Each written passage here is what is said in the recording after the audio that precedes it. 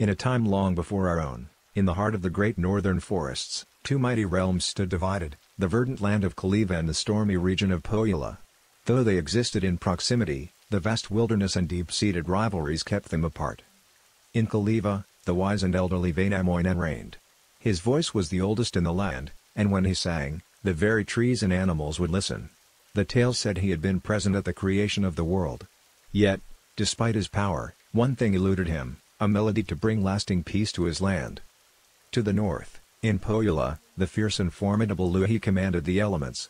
Her people, though fewer, were trained in the art of war, skilled with both blade and bow.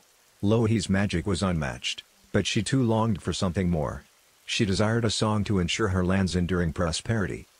One fateful day, as Vainamoinen wandered the woods, searching for inspiration, he came across an enormous swan, its feathers as white as snow, swimming in a dark pool. Entranced, he approached, hoping its elegant song could be the key to the peace melody he sought. However, as he drew closer, a piercing arrow zipped past him, narrowly missing the swan but startling it into flight. From the shadows emerged Joukahainen, a young, ambitious warrior from Pohjola. He had been hunting the swan, believing its magical song would be a prize for Louhi and a symbol of his own worthiness.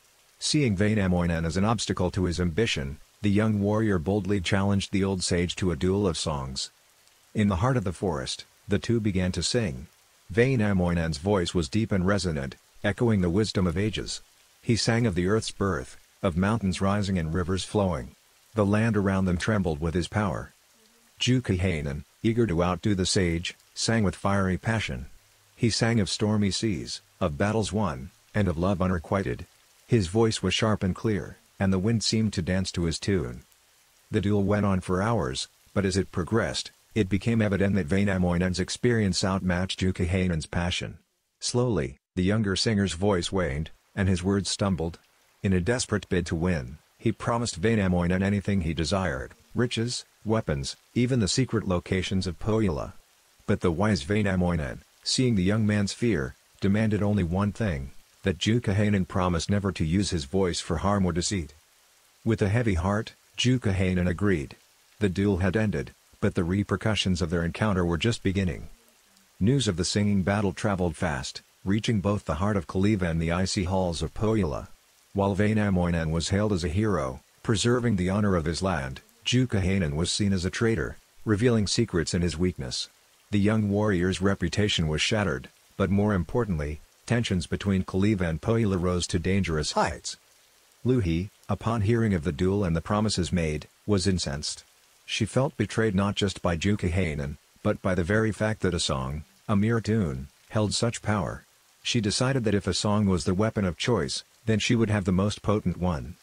Whispers spread of a hidden artifact, a mystical Sampo, said to grant untold wealth and power. While Vainamoinen sought the melody for peace, Louhi now pursued this artifact, believing it to be the key to Pohjola's supremacy. As the days turned into weeks, the two realms, driven by their respective quests, became increasingly restless. The once serene northern woods bristled with tension. Encounters between inhabitants of the two lands grew frequent and hostile. And so, the stage was set. Vainamoinen's quest for a peaceful melody on one side, and Louhi's hunt for the powerful Sampo on the other, threatened to plunge the two realms into an unprecedented conflict. In the midst of this looming chaos, another player entered the stage. Kullervo, a young man with a tragic past and a heart full of vengeance, was ready to take on both realms to find his own destiny. And with his entrance, the tale of Kaleva and Pohjola was set to take another unpredictable turn. The rising sun cast a soft glow over the land, revealing Kullervo's determined face as he strode through the dense forests of the north. Orphaned by war and raised in bitterness, he bore a grudge against both Kaleva and Pohjola.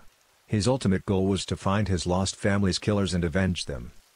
Kullervo's path crossed with Ilmarinen, a master smith of Kaleva, known for forging wonders with his skilled hands. Ilmarinen was on a quest of his own, having heard whispers of the mystical Sampo. He believed that by forging the Sampo, he could not only gain admiration in Kaleva but also help bridge the widening chasm between the two realms. Seeing the raw power and untamed potential in Kullervo, Ilmarinen offered a partnership. In exchange for the young man's assistance in finding the elements needed to forge the Sampo, he would craft Kullervo a blade of unparalleled sharpness, capable of exacting his revenge. Through treacherous terrains and darkened woods, the unlikely duo journeyed. Their travels led them to a hidden valley, where, bathed in moonlight, a silver tree stood. Its leaves shimmered, and its roots ran deep, drawing from the very essence of the land. This was the heart of the north, and its silver was the primary element Ilmarinen needed for the Sampo. Guarding this tree, however, was a creature of old, a giant lynx with eyes that glowed like the northern lights. It was said that this beast was born from the first winter's snow and was bound to protect the heart of the land. The duo knew that taking the silver would not be easy. Drawing from his newfound purpose and the promise of a blade, Kullervo faced the lynx. Their battle was fierce, echoing through the valley. Each strike from the lynx was met with Kullervo's undying determination. Meanwhile, Ilmarinen, using his forging skills, began crafting makeshift traps and barriers, aiding Kullervo in the battle. Finally, after what seemed like an eternity, Kullervo, with a burst of strength, managed to pin the beast down. Instead of ending its life, he looked into its eyes and saw a reflection of his own pain. With a nod of respect, he let the creature go. Ilmarinen collected the silver, and the two left the valley, their bond stronger than before. But as they journeyed back, they realized the world outside had changed. The tensions between Kaleva and Pohjola had reached a fever pitch. Battles raged, and the land itself seemed to mourn. At the heart of Pohjola, Louhi, having heard of the duo's quest for the Sampo, saw it as a threat. If Ilmarinen succeeded, her pursuit of power would be thwarted. She summoned her forces, intending to intercept the duo and seize the silver for herself. Vainamoinen, aware of the changing winds, also set out. He believed that with the Sampo's power, he could sing the ultimate song of peace. His journey led him to the same path as Kullervo and Ilmarinen, just as Louhi's forces descended upon them. The forests became a battleground. The clashing of steel, the cries of warriors, and the powerful incantations of Vainamoinen and Louhi filled the air. Kullervo, with his unmatched strength, and Ilmarinen, with his clever inventions, stood their ground, but the odds were against them.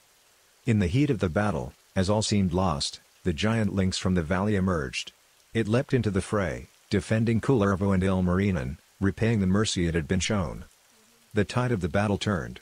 The combined forces of Kaleva, backed by Vainamoinen's songs, and the might of Kullervo and the lynx, pushed back Louhi's warriors.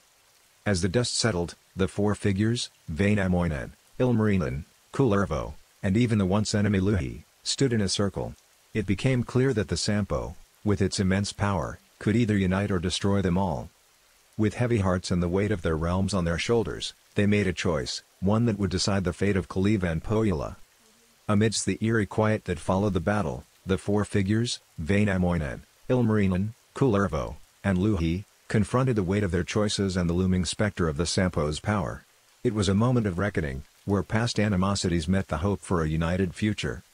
Ilmarinen stepped forward, the silver from the heart of the land gleaming in his hands.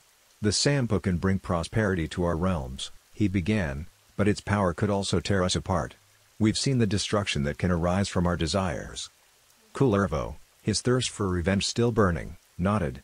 This blade, once forged, could bring me the justice I seek. But at what cost? What if it perpetuates a cycle of vengeance and war? Louhi, her pride tempered by the reality of the situation, added, in Pohjola, we have sought power to protect ourselves and ensure our survival. But power for its own sake can become a poison. We've been blinded by our ambitions. Vainamoinen, his voice carrying the wisdom of ages, spoke last. The song of peace I've sought cannot be enforced by an artifact, no matter how powerful.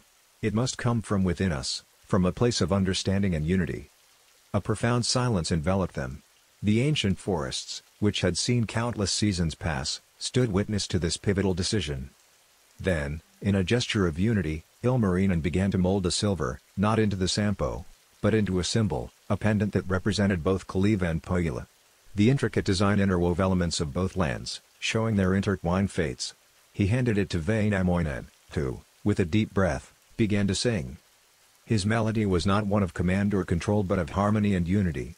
It spoke of shared histories, of understanding one's neighbor, and of a hope for a brighter, united future.